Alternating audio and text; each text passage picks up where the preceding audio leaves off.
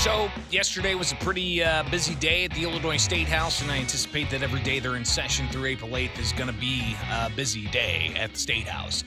And listen, that's what I do for my full-time gig. I go out there and I monitor committee hearings and help put together the stories of the day out of the Statehouse for Illinois Radio Network and the Center Square. So I definitely enjoy bringing some of that to you each and every morning here on WMAY with Springfield's Morning News. But I think it's important because people don't realize just how impactful state government is on their lives and how much tax money they pay into state government, be it the gas tax that you're paying, be it the income tax, be it the sales tax, and so on. Property taxes, how schools are impacted by state policy. If you lived the past 2 years in Illinois with COVID-19, you can see how executive policies can definitely play a role in managing a pandemic, for instance, and its impacts on the economy. So these are obviously things that I think people need to be more aware of. And that's at least where I get my passion and wanting to follow the State House, to digest what's going on, and to give you as balanced of an overview as possible of what's going on at the Illinois State House. So when they're in session, there's a lot to keep an eye on. And yesterday was one of those days. Now, what's fascinating is how the day progresses because, they have schedules, but they rarely actually keep them. I think Tuesday they were supposed to go into session in the House, for instance, at like noon, and it wasn't until like 1:30, and then they went into caucus for several hours, then another caucus for hours on end, and then another and they actually had to cancel some pretty important hearings on issues like the Blue Cross Blue Shield issue when it comes to their network. So it seems that there's sometimes and I don't know if this is purposeful or not, but kind of like a hiding of the ball of sorts. And we don't sometimes get, some substantive action until late in the day. And that's exactly what happened yesterday in the Illinois House. We've been hearing a lot about the Unemployment Trust Fund. Now, during the pandemic, after the governor's executive order to tell people to stay home and to essentially close what he deemed non-essential businesses like small mom and pop restaurants, small stores that didn't deal with groceries, a variety of these things.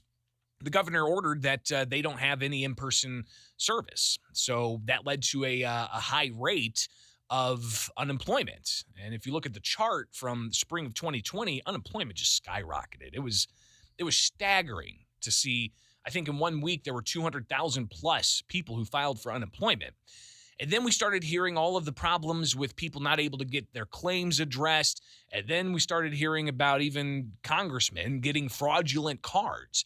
So we had unemployment just go through the roof, surely partly because of the pandemic, but also because of Governor Jb Pritzker's executive orders, essentially limiting economic activity. And those executive orders weren't just the 10 weeks of a stay-at-home order. It was also the months and months and months after that of him tweaking capacity limits based off whatever COVID situation there may have been. Did any of that work? Did it really bend the curve, as he says? Yeah, I think that's worth a real deep audit. Will we have those types of reviews at the State House? Haven't seen it yet, so I'll keep you posted if that pops up. But one thing that is clear is the unemployment situation is a quantifiable issue that you can look at. And that issue was somewhat addressed last night because we have $4.5 billion of unemployment debt in the state of Illinois that we borrowed from the federal government.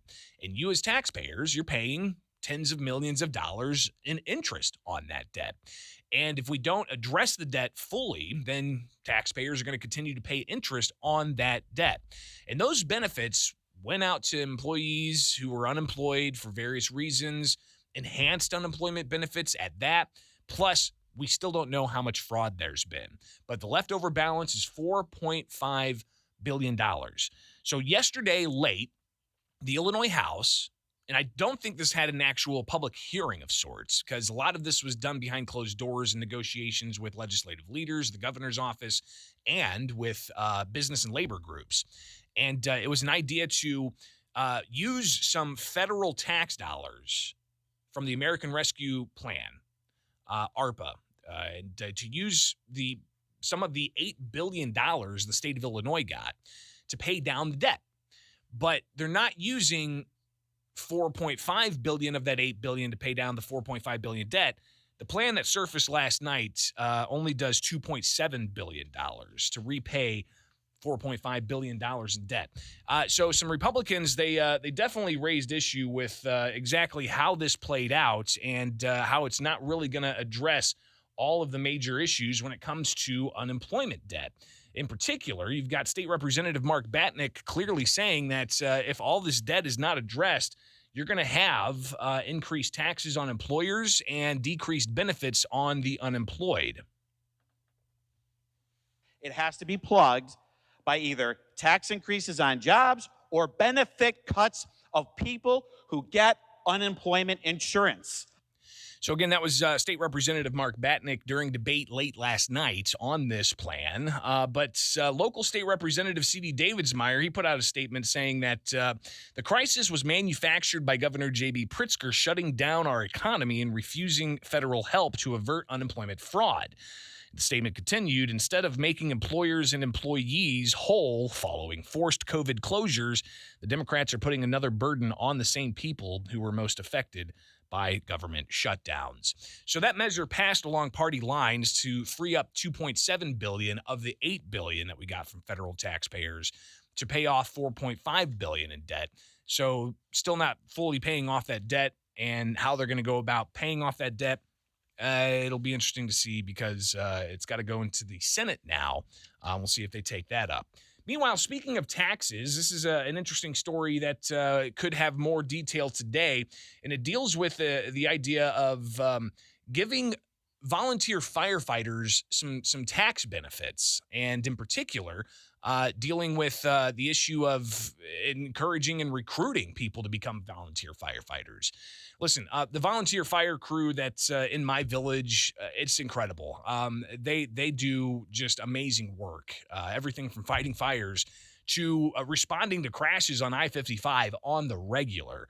I live really close to the fire department of the volunteer district in my village, and they're busy. I mean, it's at all times a day. They're going out with their emergency crews and doing all kinds of things, but they have a reader board outside that shows all of the different calls they make. And it's fascinating because, yeah, they deal with fires, but the vast majority are dealing with emergency medical services. But there's a problem across the state. A lot of volunteer fire departments don't have as many recruits as they need. So some at the Statehouse are looking at ways to encourage more firefighters to come on board. And they're offering up this idea of giving a $500 tax break for your income taxes if you are a volunteer firefighter. So this legislation being proposed, it passed the Senate unanimously, and it is expected to be heard in an Illinois House committee sometime today. And yesterday, there were some people who were promoting this, in particular, Margaret Vaughn, Director of Government Affairs with the Illinois Firefighters Association. She said it's a good investment to give this tax break to volunteer firefighters. Billions of dollars are saved in taxpayer dollars, which these communities, they're capped out with property taxes. They couldn't afford it. It would be catastrophic without these firefighters. State Representative Tom Bennett, he said volunteer firefighters are essential, especially in rural areas of the state. They know the people, they know the area, and they know how to find their way to the scene of an emergency far out in the country on a dark, windy night. These good men and women give selflessly to all of us, and they're volunteer public servants in the truest sense. So we'll see what happens with this legislation ultimately at the Illinois State House and see if it does indeed advance. But what really is $500 going to do when it comes to other high taxes in Illinois? It's an interesting question. We'll see just how far this goes. But one other thing that happened this week deals with the Prisoner Review Board. And we reported earlier that two members of the Prisoner Review Board, this independent commission that's meant to review requests for release and parole and whatnot, along with other particular issues they have to review. These are members that are appointed by the governor, and the governor has gone back and forth as to what exactly the boards look like is going to be, and as far as how many members there are and who the members are. But he hasn't had any confirmations yet of the Prisoner Review Board, and it's an issue that has been pretty tumultuous. And we'll get to some of that coming up here in a bit about the back and forth with the governor and Republican State Senator Jason Plummer when it comes to the Prisoner Review Board situation and the Senate actually rejecting one of the Prisoner Review Board appointees. So stay tuned. That's on the way here with Springfield's Morning News. I'm Greg Bishop. So we typically do like a Springfield City Council roundup each and every Wednesday here with Springfield's Morning News. I'm Greg Bishop. But with the legislature in these final few days, they're adjourning April 8th. I thought it would be nice to kind of get a little bit of a Statehouse roundup of sorts. So we may be doing more of this as well tomorrow, just to keep you plugged in as to what's going on at the Illinois Statehouse. Now, one issue that popped this week was appointees to the Prisoner Review Board, the group that's supposed to be independent yet appointed by the governor, and they make decisions on whether or not convicted criminals can be released from prison. Well, after 2 members with high leniency rates were sent out of committee without recommendation and a third with about a 20% leniency rate, made it onto the Senate floor but didn't get enough votes, even with majority Democrats. So that was ultimately rejected. Governor Jb Pritzker reacting yesterday and was able to get a response from one of the members of the Illinois Senate's Executive Appointments Committee, State Senator Jason Plummer, as to what exactly happened here. So here's Governor Jb Pritzker yesterday defending his nominees, followed by a bit of back and forth with State Senator Jason Plummer separately at the Statehouse. Here is Governor Jb Pritzker. It's surprising that anybody would vote him down, that people wouldn't show up to vote. I think what the Republicans are trying to do now is to essentially break down a function, an important function of government. They want to do away with it. Just like during the Rauner years, so much was done to break down the functions of government, agencies of government. This is not right. And as you may know, if we don't appoint enough members to the PRB, if they're not approved, right, the PRB will not be able to have a quorum, and that quorum wouldn't therefore be able to, lack of a quorum, wouldn't therefore be able to keep people in prison who are brought back when they violate their parole conditions. Yeah, there'd be terrible consequences, and that's why we've been talking about it for over a year. The fact of the matter is the governor hasn't been doing his job, and he's been letting people serve without being confirmed, and he's allowed seats to sit there vacant. So it is very troubling. There are huge consequences, so the governor needs to do his job, and he needs to nominate people who the Democrats and the Republicans and the state Senate are okay with, and he hasn't done that yet. So it does. It bothers me that they're listening to the Republican rhetoric, which is, once again, false. They're telling false stories. It's a lot of Facebook fakery about these folks who are nominated. These are people who have served well and honorably in their positions as we've appointed them, and deserve to be approved. Well, I think that's troubling for one of two reasons. Either one, the governor doesn't know anything about the people he's appointed to the board and who they're releasing, or two, the governor's being completely disingenuous with the people of Illinois. So either route's troubling, but the fact is everything that we've talked about is a fact, and it's easily searchable.